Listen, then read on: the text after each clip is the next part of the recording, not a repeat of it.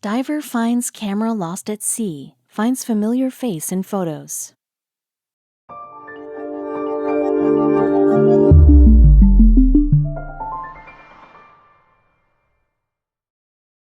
But before we start, please make sure to subscribe to m&rtv and hit the bell so you never miss any upload from us.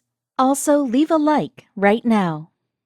Losing something dear to your heart can be devastating. After hoping and praying that we'll find it again, most of us will let bygones be bygones and carry on with our lives.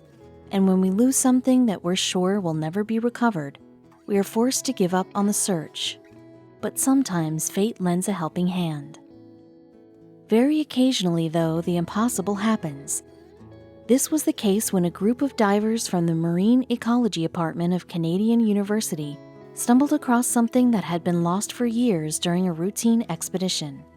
The team's curiosity was so piqued that they began a search to locate the owner of the long-lost item. On the morning of May 13, 2014, the team from the Marine Ecology Department at Simon Fraser University in British Columbia, Canada, was conducting a research dive to study the waters off the coast of Bamfield, near Vancouver Island's west coast.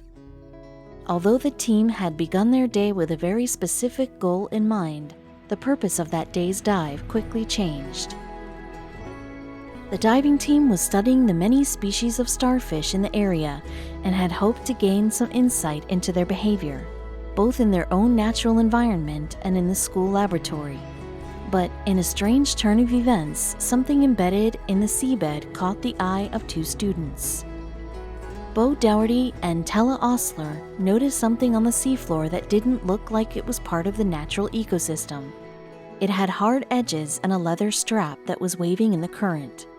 Bo lifted it out of the sand and was astounded to see a round lens.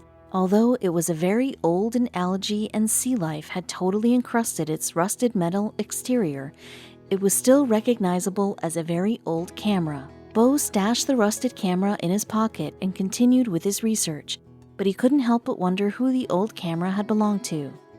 Professor Isabelle Cote recalls the fateful find. One of them picked it up and put it in his pocket and kept counting the starfish. She said in an interview, "When they came up from the dive, he said, 'Look what I found.'"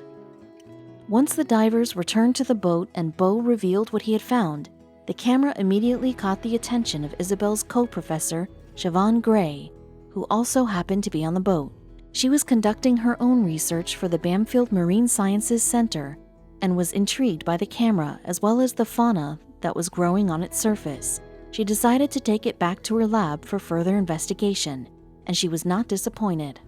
Aside from the camera itself, Siobhan was most excited about the miniature ecosystem that was living on and inside the old camera. When the camera was opened up to reveal its insides, Siobhan was ecstatic. Besides numerous species of algae, she found a sea cucumber and two brittle stars, similar to starfish, living inside. But as luck would have it, that wasn't all she discovered.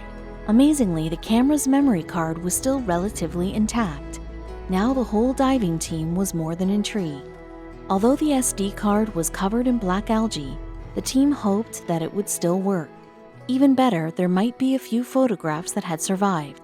Maybe they could even identify and track the original owner. "My first thought about the camera was, are there still images on the card?" Siobhan said excitedly.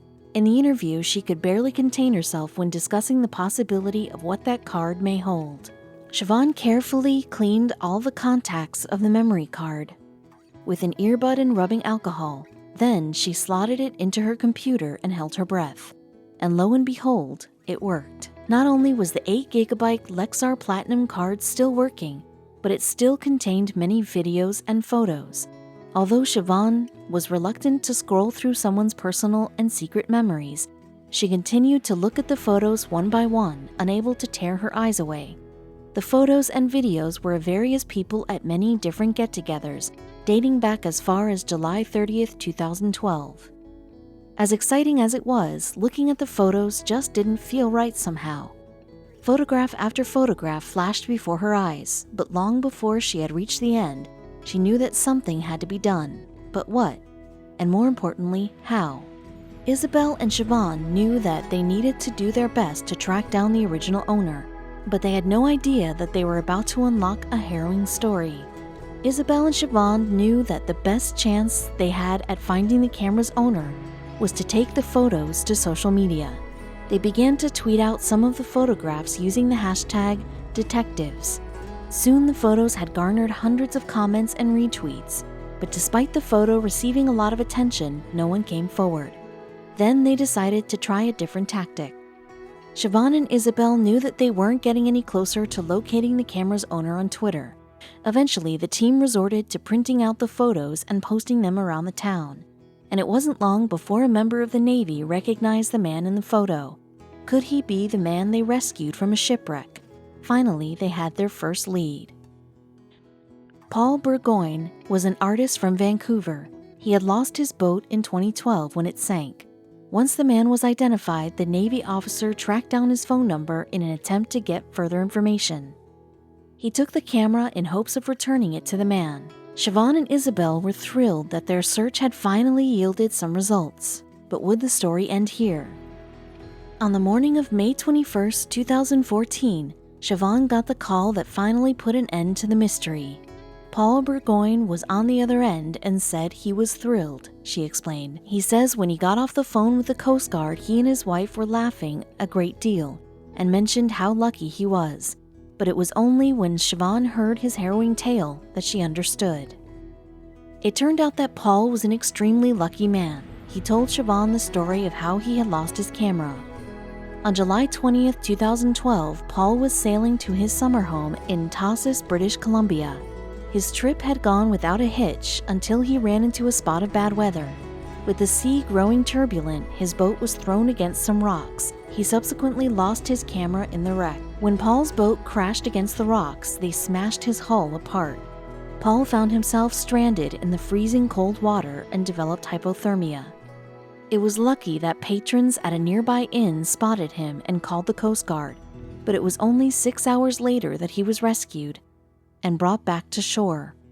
Paul was thankful that he made it out alive, but he had lost hundreds of personal possessions in the wreck. Over the years, and although it hurt him deeply, he had grown to accept what had happened. He was most heartbroken about his camera. Other possessions could be replaced. But after he had gotten the call from the Navy officer informing him that his camera had been found, he couldn't believe his luck. The photographs on Paul's camera didn't depict an ordinary family reunion. In fact, they had been taken when he and his family had scattered his late mother's ashes, and the photographs served as a reminder to be thankful. After all, he had nearly lost his life on the night that he had lost his camera. Siobhan and Isabel were very careful to back up the contents of the SD card before they handed it over to the officer. "That card seems to be a little unlucky," explained Isabel. "Paul is delighted to have his precious memories back.